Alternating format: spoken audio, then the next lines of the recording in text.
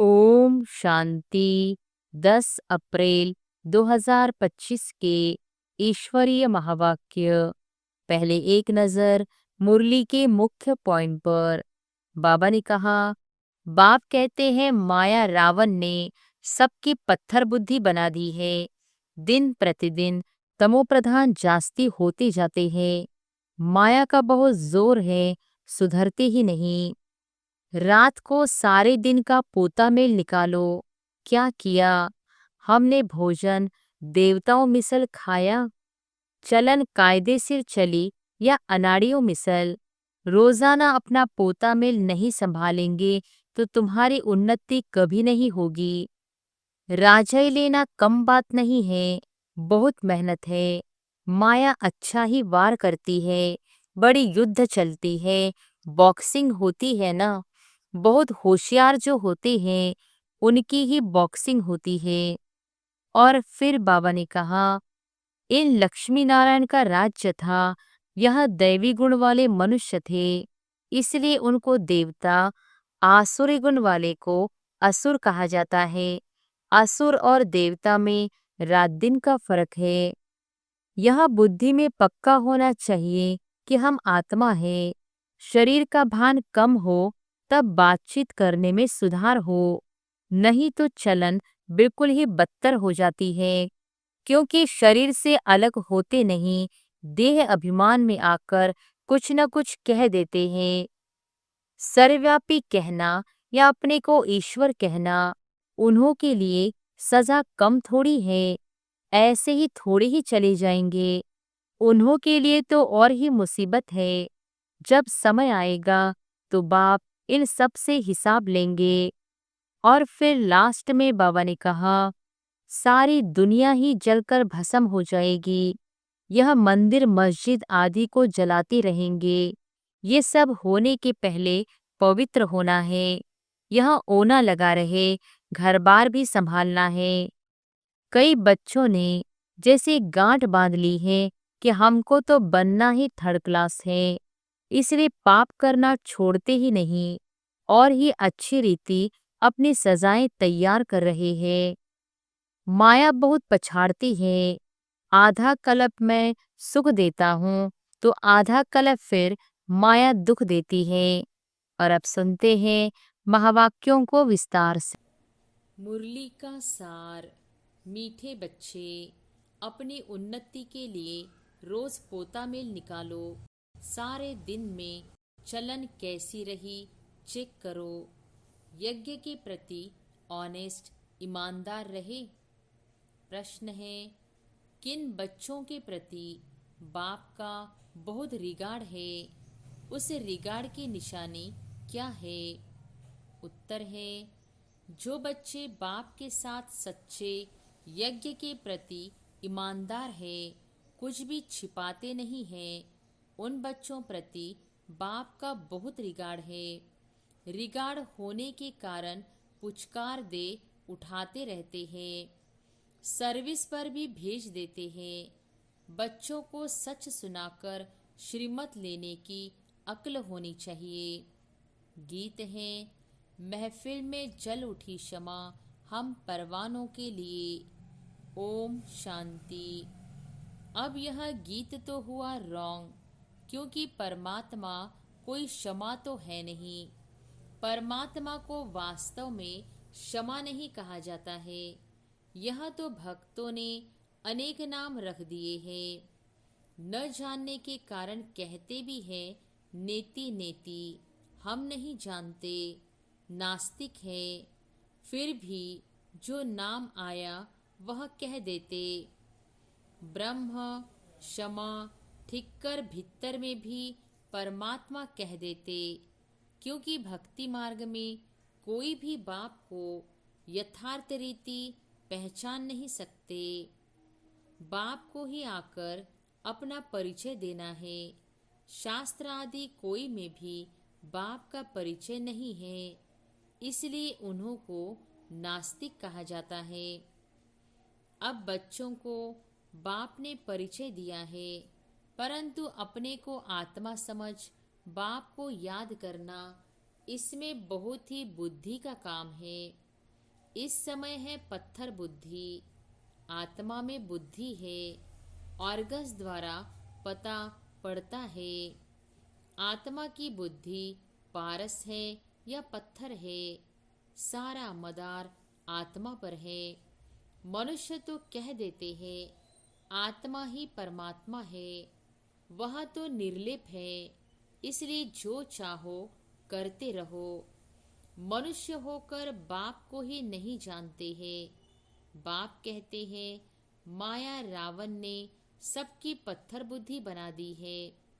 दिन प्रतिदिन तमो प्रधान जास्ती होते जाते हैं।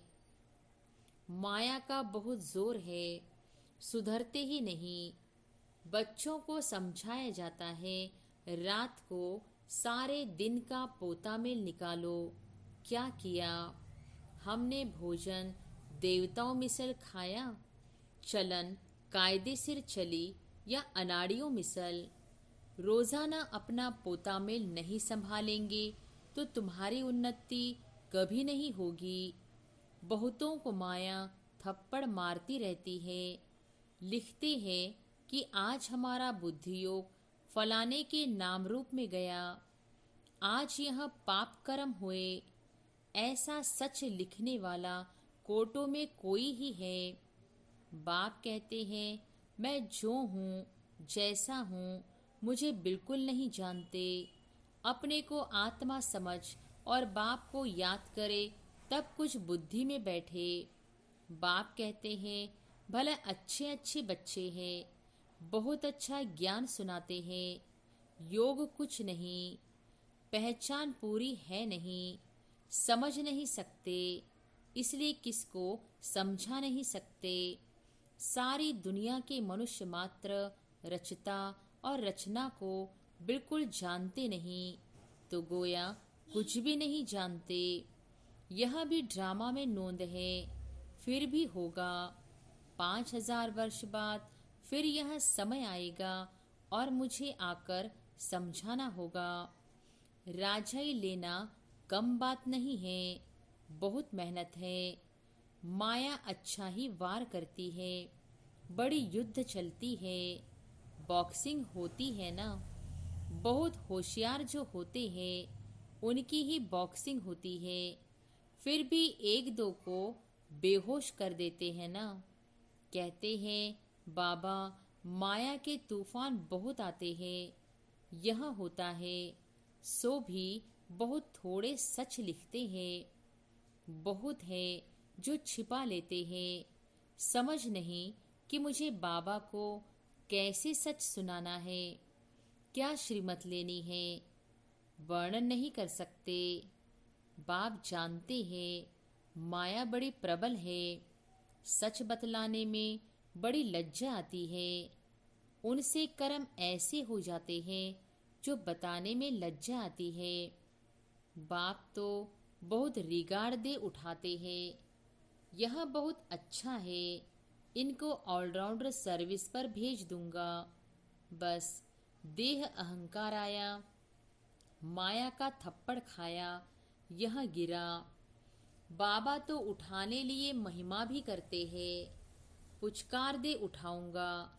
तुम तो बहुत अच्छे हो, स्थूल सेवा में भी अच्छे हो, परंतु यथार्थ रीति बैठ बताते हैं कि मंजिल बहुत भारी है।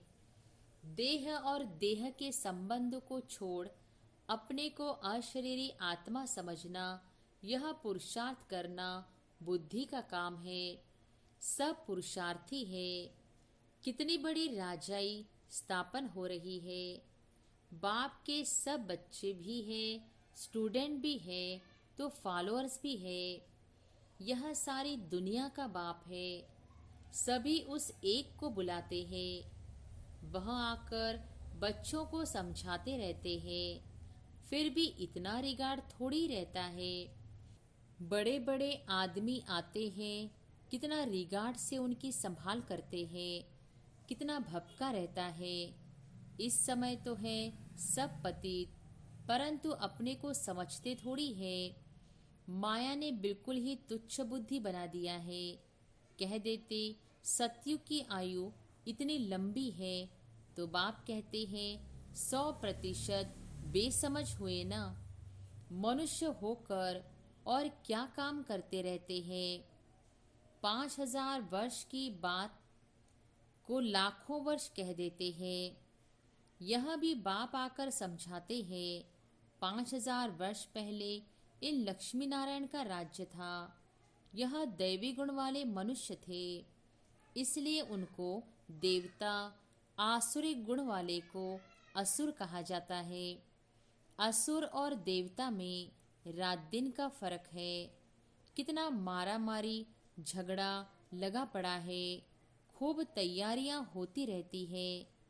इस यज्ञ में सारी दुनिया स्वाहा होनी है। इनके लिए यह सब तैयारियां चाहिए ना। बॉम्ब्स निकले सो निकले, फिर बंद थोड़े ही हो सकते। थोड़े समय के अंदर सबके पास ढेर हो जाएंगे, क्योंकि विनाश तो फटाफट होना चाहिए ना। फिर हॉस्पिटल आदि थोड़ी ही रहेगी, किसको पता भी नहीं पड़ेगा।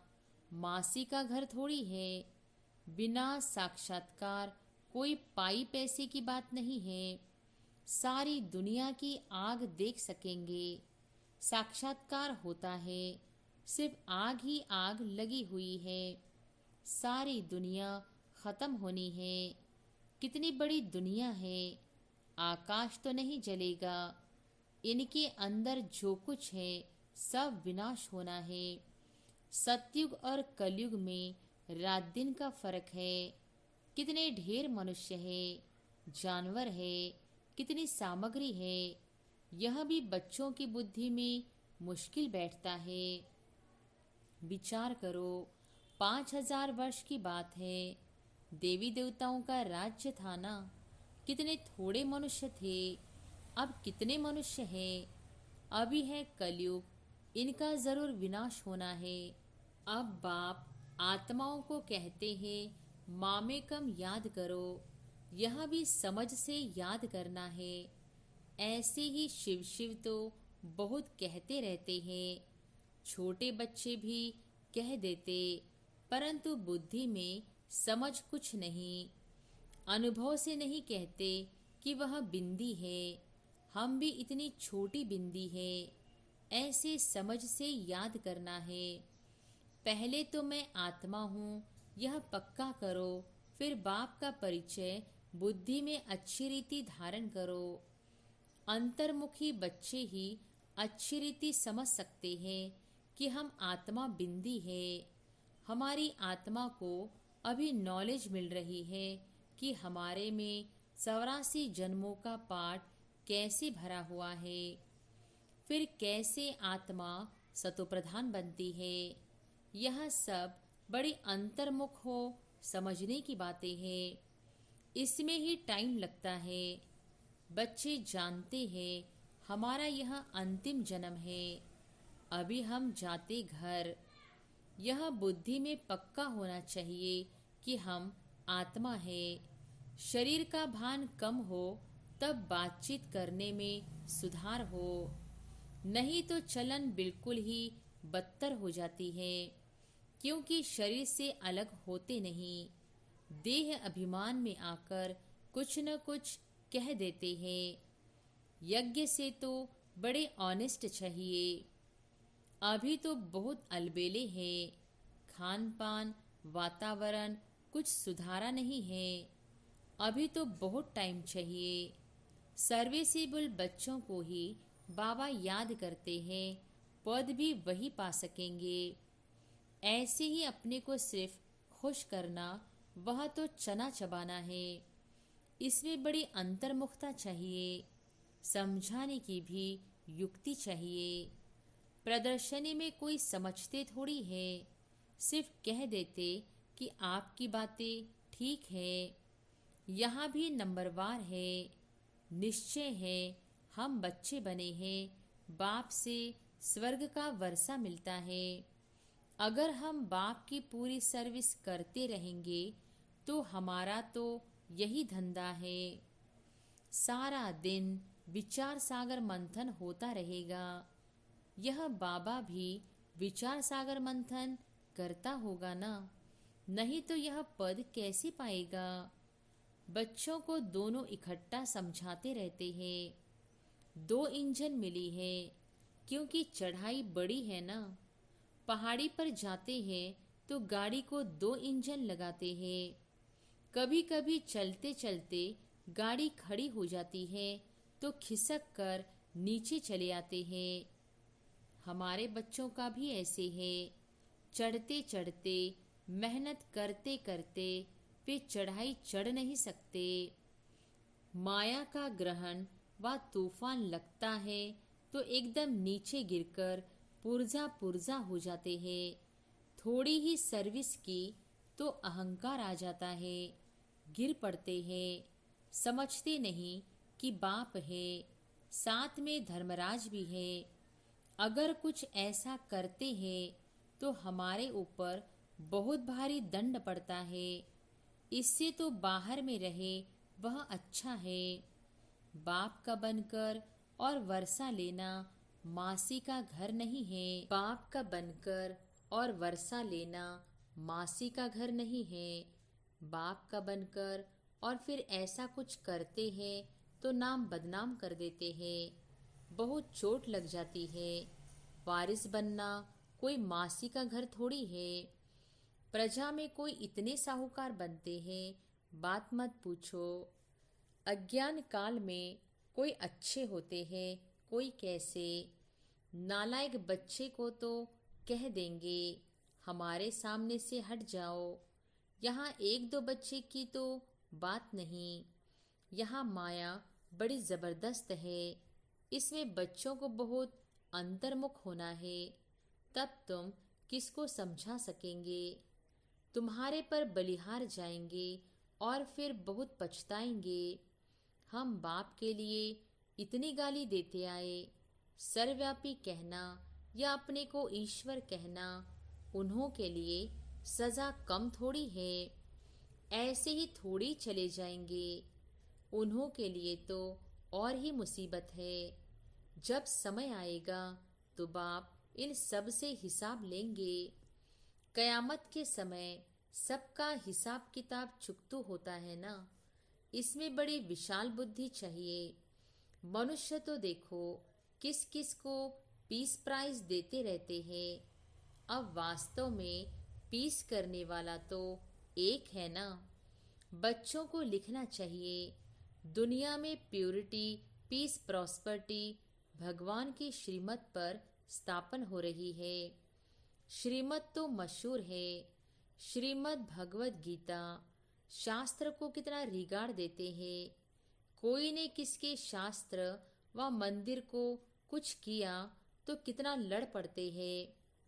अभी तुम जानते हो यह सारी दुनिया ही जलकर भस्म हो जाएगी। यह मंदिर मस्जिद आदि को जलाते रहेंगे। ये सब होने के पहले पवित्र होना है। यह ओना लगा रहे, घर बार भी संभालना है। यहाँ आते तो ढेर के ढेर है। यहाँ बकरियों मुहाफिक तो नहीं रखना है ना, क्योंकि यह तो अमूल्य जीवन है। इनको तो बहुत संभाल से रखना है। बच्चों आदि को ले आना यह बंद कर देना होगा। इतने बच्चों को कहाँ बैठ संभालेंगे। बच्चों को छुट्टियां मिली तो समझते हैं और कहाँ जाए। चलो मधुबन में बाबा के पास जाते हैं। यहाँ तो जैसे धर्मशाला हो जाए। फिर यूनिवर्सिटी कैसे हुई। बाबा जांच कर रहे हैं, फिर कब ऑर्डर कर देंगे। बच्चे कोई भी न ले आए, यह बंधन भी कम हो जाएंगे। माताओं पर तरस पड़ता है, यह भी बच्चे जानते हैं। शिव बाबा तो है गुप्त, इनका भी किसको रिगार्ड थोड़ी है। समझते हैं हमारा तो शिव बाबा से कनेक्शन है। इतना भी समझते नहीं शिव बाबा हो तो इन द्वारा समझाते हैं ना। माया नाक से पकड़ उल्टा काम कराती रहती है, छोड़ती ही नहीं। राजधानी में तो सब चाहिए ना।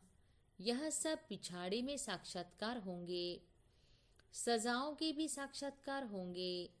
बच्चों को पहले भी यह सब साक्षात्कार हुए हैं, फिर भी कोई कोई पाप करना छोड़ते नहीं।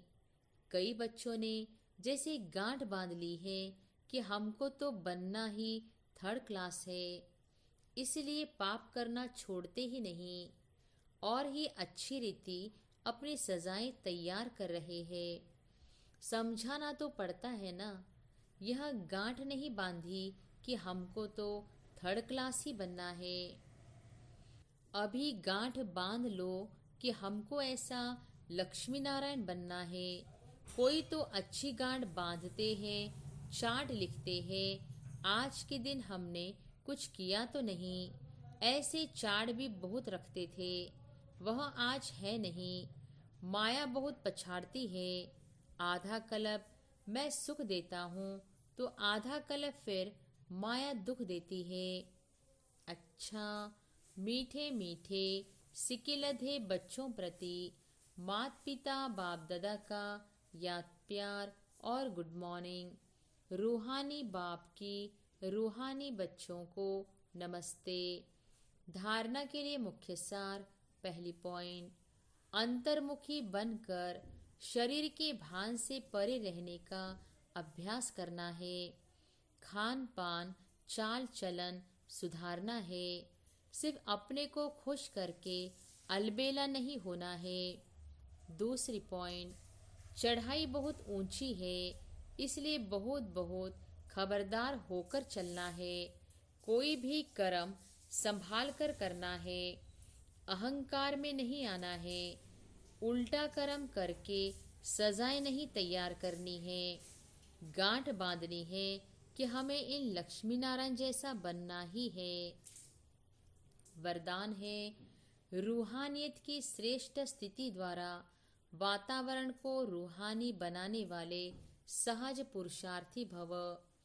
रूहानियत की श्रेष्ठ स्थिति द्वारा वातावरण को रूहानी बनाने वाले सहज पुरुषार्थी भव। रूहानियत की स्थिति द्वारा अपने सेवा केंद्र का ऐसा रूहानी वातावरण बनाओ जिससे स्वयं की और आने वाली आत्माओं की सहज उन्नति हो सके। क्योंकि जो भी बाहर के वातावरण से थके हुए आते हैं, उन्हें एक्स्ट्रा सहयोग की आवश्यकता होती है। इसलिए उन्हें रूहानी वायुमंडल का सहयोग दो। सहज पुरुषार्थी बनो और बनाओ। हर एक आने वाली आत्मा अनुभव करे कि यह स्थान सहज ही उन्नति प्राप्त करने का है। स्लोगन है, वरदानी बन शुभ भावना और शुभ कामना का वरदान देते रहो। अव्यक्त इशारे कंबाइंड रूप की स्मृति से सदा विजयी बनो। बाप कंबाइंड है, इसलिए उमंग उत्साह से बढ़ते चलो। कमजोरी दिल शिकस्तपन बाप के हवाले कर दो। अपने पास नहीं रखो, अपने पास सिर्फ उमंग उत्साह रखो। सदा उमंग उत्साह में नाचते रहो, गाते रहो और ब्रह्मा भोजन करते रहो। अच्छा, ओम शांति।